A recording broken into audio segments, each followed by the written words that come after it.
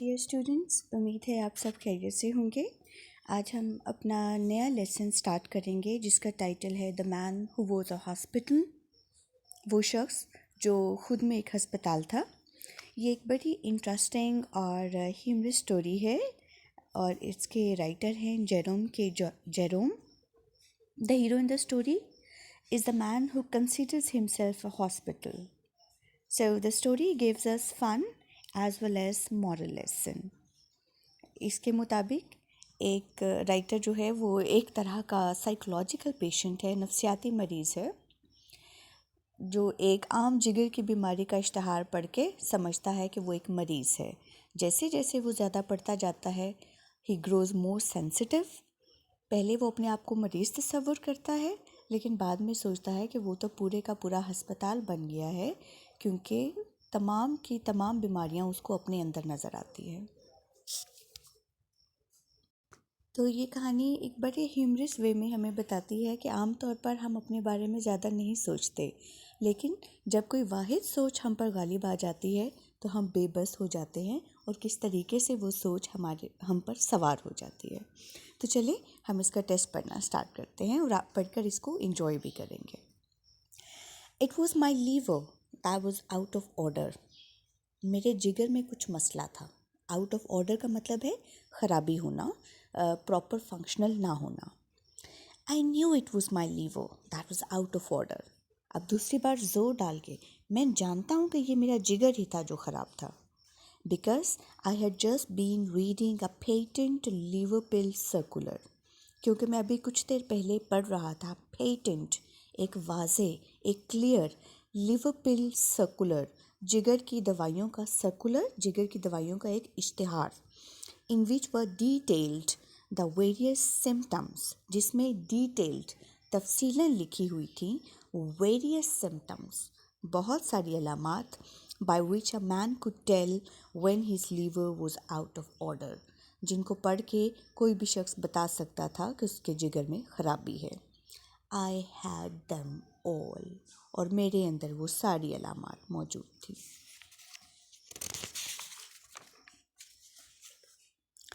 It is a most extraordinary thing. एक बड़ी गैर मामूली बात थी। But I never read a patent medicine advertisement without being impelled to the conclusion. एक बड़ी गैर मामूली बात थी, but I never read, लेकिन मैंने कभी नहीं पढ़ी थी a patent medicine advertisement, कोई भी किसी दवाई का इश्तिहार, without being impelled, ये मजबूर हुए बगैर, टू द कंक्लूजन, इस नतीजे पर, that I am suffering from the particular disease, कि मुझे ये ख़ास बीमारी मौजूद है।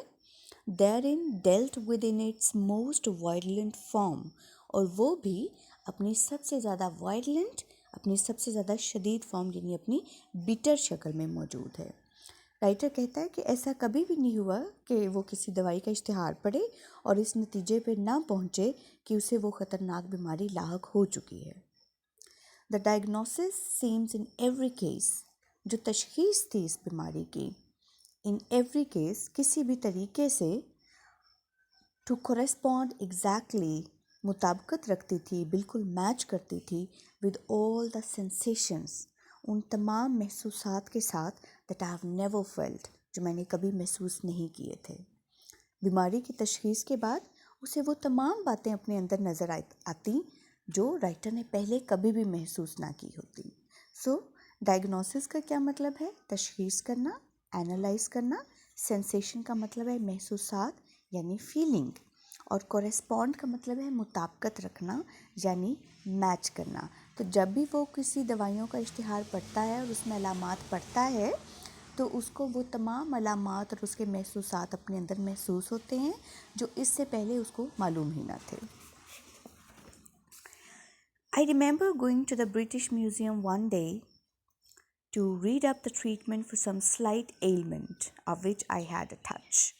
मुझे याद है कि एक बार मैं ब्रिटिश म्यूज़ियम में गया था to read up the treatment, इलाज पढ़ने के लिए, for some slight ailment, एक हल्की सी, slight का मतलब है हल्की सी, light सी, ailment बीमारी को बोलते हैं, illness को बोलते हैं, of which I had a touch, जिसका मुझे एक हल्का सा हमला हुआ था। So बीमारी के बारे में जानने के लिए कहाँ गया था? लोग बीमारी के बारे में जानने के लिए कहाँ जाते हैं? डॉक्टर्स के पास जाते हैं। लेकिन हमारा ये राइटर एक ऐसा पर्सन है जिसको किसी बीमारी का हल्का सा टच हो तो वो उसको जानने के लिए ब्रिटिश म्यूज़ियम जाता है। हम म्यूज़ियम में कैसी चीज़ें रखी जाती हैं? ऐसी चीज़ें जिनका ताल्लुक ज़माना कदीम से होता है, राइट? तो वो म्यूज़ियम में क्यों जा रहा है? क्योंकि यकीनन उसका कुछ इस तरह की बीमारी है जिसके अलामात उसको इस ज़माने में तो किसी इंसान में नज़र नहीं आती होंगी। तो बीमारी कौन सी थी? हे फीवर, तिब का बुखार। I fancy it was. I fancy का मतलब है मेरा ख्याल है, I wonder, I believe it was कि मुझे यही थी। I got down the book, मैंने किताब निकाली, and read all I came to read, और जो कुछ पढ़ सकता था मैंने पढ़ना शुरू कर दिया। And then in an unthinking moment, और फिर एक बेखबरी के लम्हे में, I idly turn the leave, मैंने बेपरवाही से, आइडली का मतलब होता है मैंने लेजीली टर्न द लीव्स, किताब के वर्क पलटे, and began to indolently study diseases, और मैंने इंडोलेंटली सुस्ती से यानी कैजुअली स्टडी डिजीज़ेस, तमाम बीमारियां पढ़नी शुरू कर दी, जनरली जो उसमें बिलमूम मौजूद थी। I forget which was the first distemper I plunged into, मुझे याद नहीं कि वो पहली डिस्टेम्पर, पहली सिकनेस, पहली बीमारी कौन सी थी।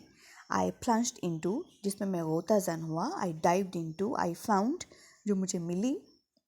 सम फियरफुल डेवस्टेटिंग स्कॉच, वो थी कुछ फियरफुल, कोई बड़ी ड्राउनी, डेवस्टेटिंग, बड़ी तबाहकुन, तबाह कर देने वाली, डिस्ट्रक्टिव, एक बड़ी डैमेजिंग स्कॉच। स्कॉच का वही मतलब है बेटे जो डिस्टेम्पर का है, यानी बीमारी, सिकनेस, इलनेस। अब राइटर कहता है कि मुझे याद नहीं कि उसमें पहली बीमारी कौन सी थी, यकीनन कोई बड़ी ड्राउनी और बड़ी तबाह कर देने वाली बीमारी थी। आई नो, मुझे मालूम है। And before I had glanced half down the list of pre monetary symptoms, और इससे पहले कि मैं आधी लिस्ट भी पढ़ लेता बीमारियों की। Pre monetary symptoms, pre monetary होता है इब्तदाई अलामात जो डरा देने वाली हों, यानी कोई भी थ्रेटनिंग जो सिम्टम्स हैं, अलामात हैं। जब मैं उन तक पहुंचा, it was born in upon मी, मुझे ये इदराक हुआ। बॉर्न इन अपॉन का मतलब है इदराक होना, रियलाइज़ करना। That I had Fairlie got it, कि मुझे वो बीमारी काफ़ी हद तक लाहक हो चुकी है। सो राइटर के मुताबिक अभी वो बीमारियों की इब्तदाई अलामात की आधी फहरिस्त भी नहीं पढ़ने पाया था कि उसे यकीन हो गया कि उसे ये तमाम बीमारियां लाहक हो चुकी हैं। I sat for a while frozen with horror, मैं तो बैठा ही रह गया। फ्रोजन, साकित, एकदम रुका हुआ अपनी जगह पे, विद हॉरर, डर के मारे, मैं डर के मारे साकित बैठ गया। And then in the listlessness of despair, और उसके बाद मायूसी की बेचैनी में। लिस्टलेसनेस का मतलब होता है जब आप बेचैन हो जाते हैं, जब आप हम इसको श्रेड करते हैं। लिस्ट का मतलब होता है मूवमेंट, और लिस्टलेसनेस का मतलब होता है मूवमेंट ना होना, यानी बेजारी होना, इंडोलेंट होना, लेथार्जी होना, आपको सुस्ती हो जाना। तो मायूसी की सुस्ती में, यानी जब वो हिम्मत हार बैठा है, तो फिर I again turned over the pages, मैंने दोबारा से सफ़े पलटे। आई केम टू टाइफॉइड फीवर, अब के बार मुझे टाइफॉइड फीवर नज़र आया। रेड द सिम्टम्स, मैंने उसके अलामात पढ़ी। डिस्कवर्ड, और मुझे पता चला that I had typhoid fever, just have it for months without knowing, कि मुझे टाइफॉइड फीवर था, बड़े महीनों से था, और मुझे इसका इल्म भी नहीं था। Wondered what else I had got, ये सोच के कि और क्या क्या बीमारी मुझे हो सकती है। Turned up Saint Vitus dance, बेटा ये जो वर्ड है ST, ये शॉर्ट फॉर्म है, फुल वर्ड है सेंट, SAINT, सेंट, जिसका मतलब होता है सूफ़ी। तो एक डिज़ीज़ का नाम है जिसमें पूरे जिस्म को झटके लगते हैं, सीजर्स होते हैं। So I turned up Saint Vitus dance, मुझे Saint Vitus dance disease milli.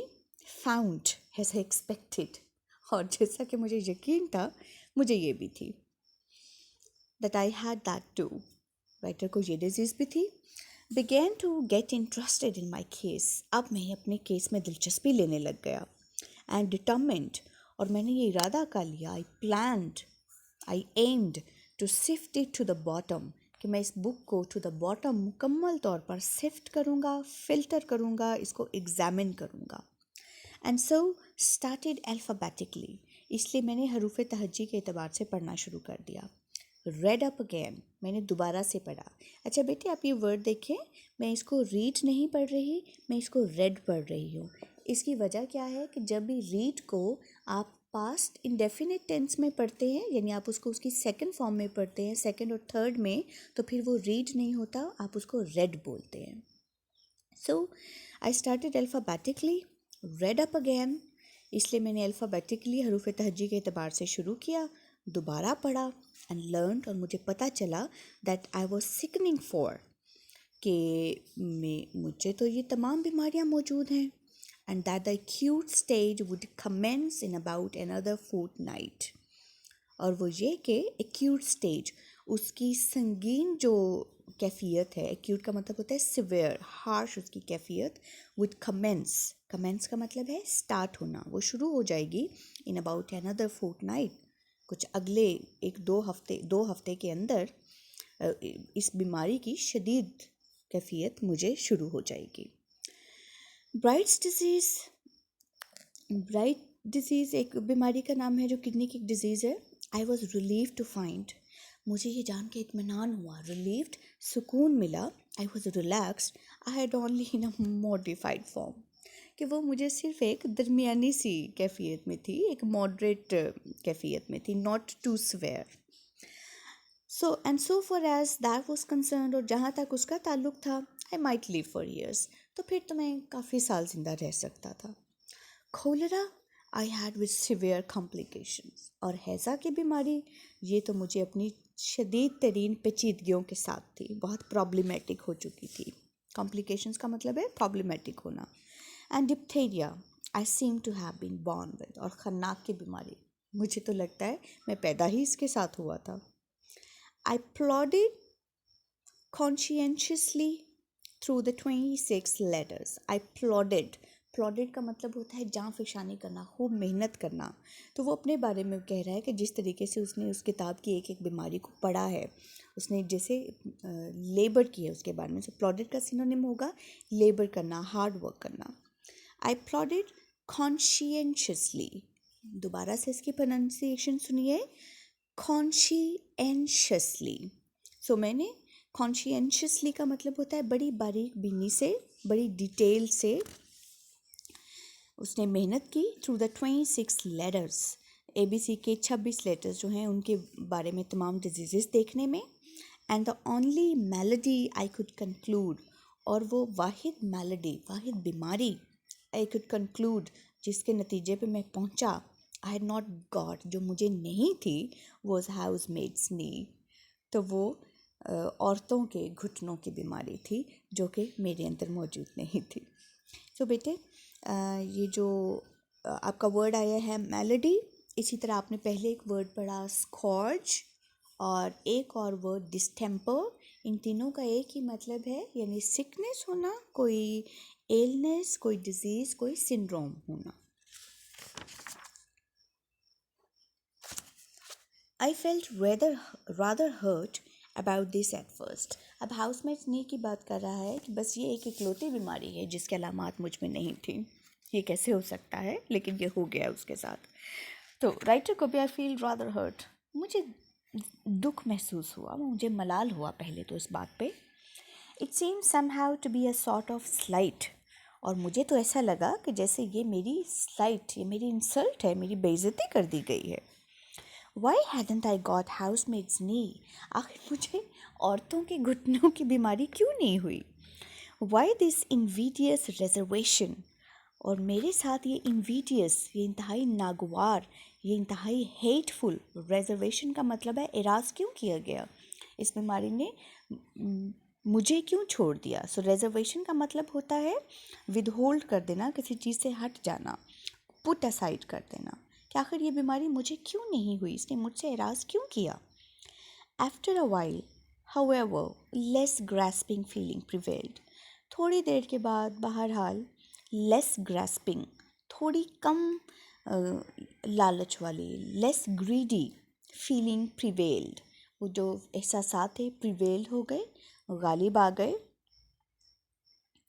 And I reflected, और मैंने सोचा, that I had every other known malady in the pharmacology.